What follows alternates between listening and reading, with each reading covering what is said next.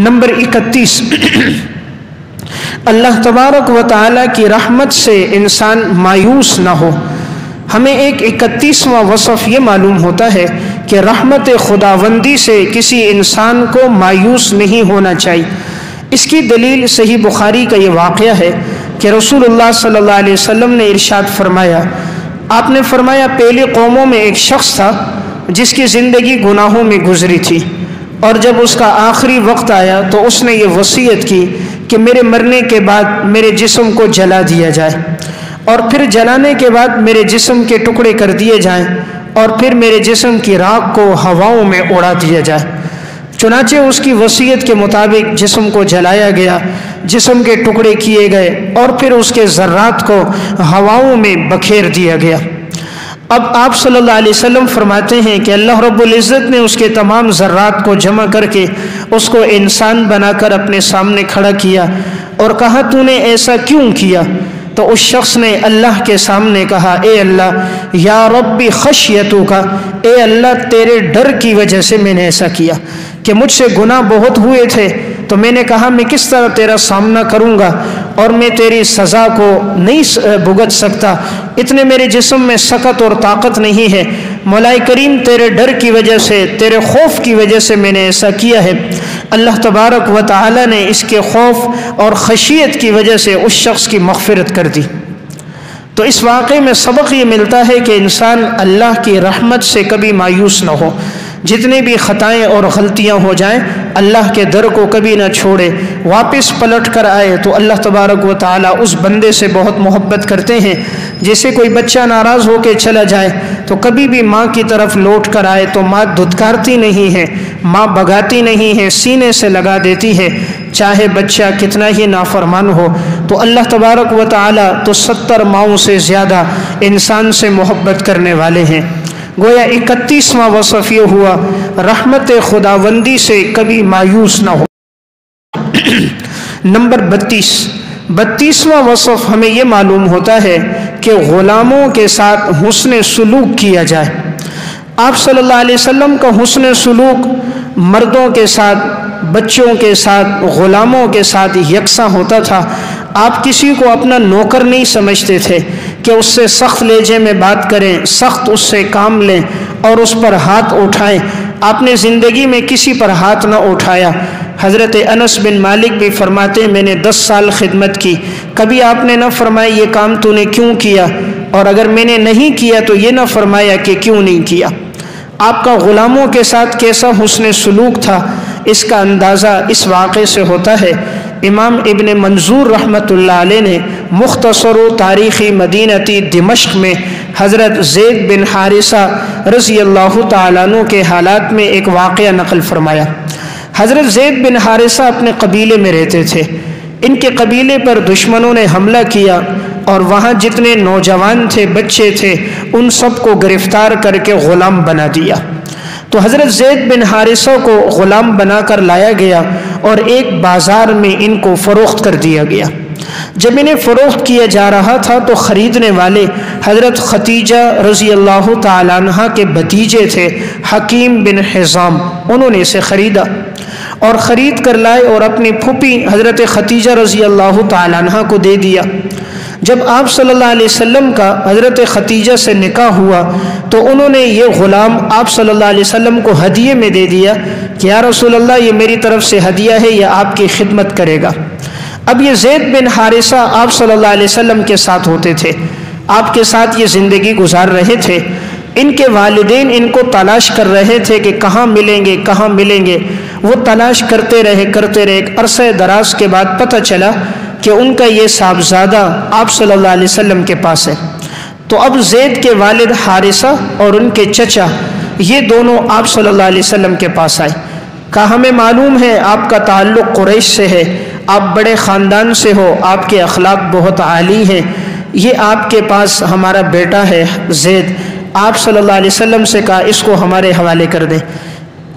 جب وہ لوگ آئے تھے تو انہوں نے ہم سے چھینا تھا اور غلام بنا کر بیچا تھا، آج عرصے کے بعد ہماری اس سے ملاقات ہوئی ہے، تو اگر آپ ہم سے رقم لینا چاہیں ہم رقم دے دیں گے، احسان کرنا چاہیں تو ویسے آپ اس کو چھوڑ دو۔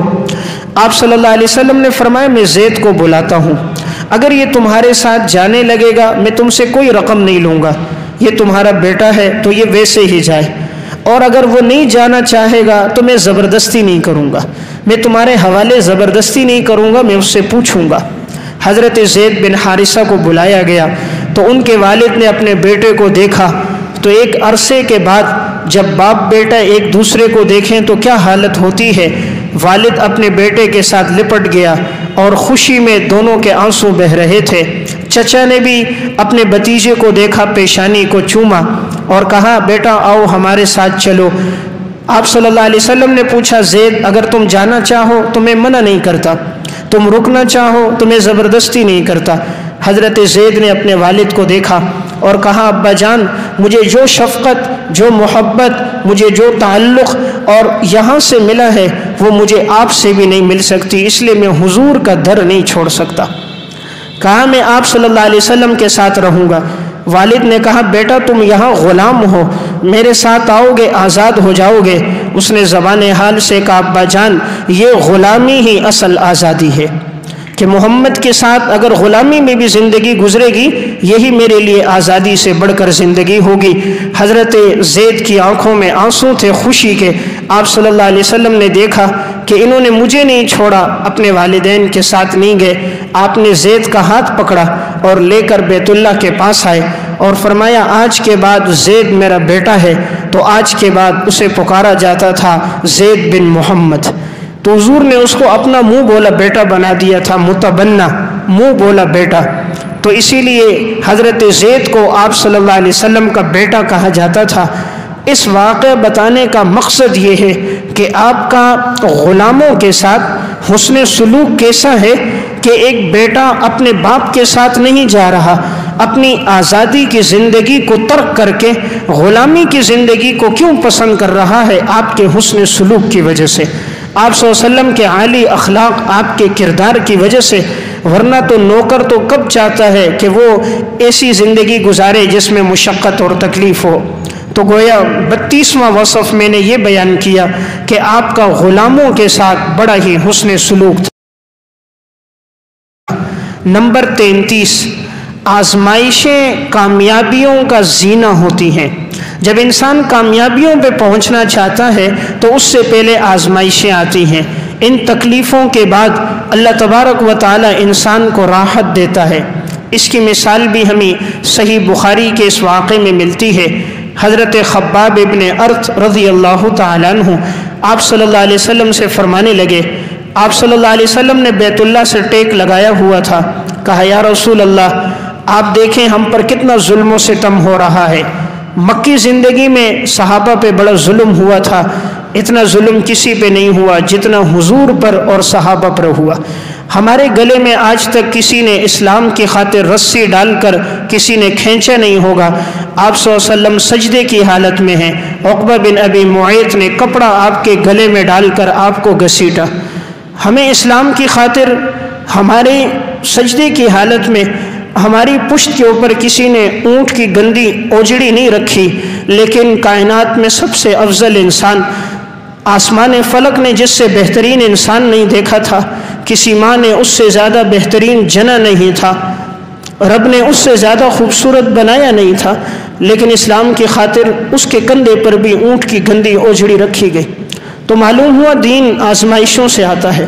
حضرت بلال حبشی کی زندگی ہمارے سامنے، ہمارے گلے میں کسی نے رسہ ڈال کر ہمیں کبھی نہیں گھسیٹا، ہمیں کبھی پتھروں سے مارا نہیں گیا، خباب ابن ارت کو انگاروں پہ لٹایا گیا۔ ہم تو نرم بستروں پہ لیٹتے ہیں، 6 انچ کے گدوں پہ لیٹتے ہیں، مسجد کے ماربل پر لیٹتے ہیں، ہمارے لیے مشکل ہوتا ہے۔ ہم کہتے ہیں ہم نے دین کے لیے قربانی دی، 3 دن لگائے، چلہ لگایا، قربانیاں تو صحابہ نے دی تھی۔ تو میں عرض کر رہا تھا آزمائشوں کے بعد اللہ آسانیاں لاتا ہے۔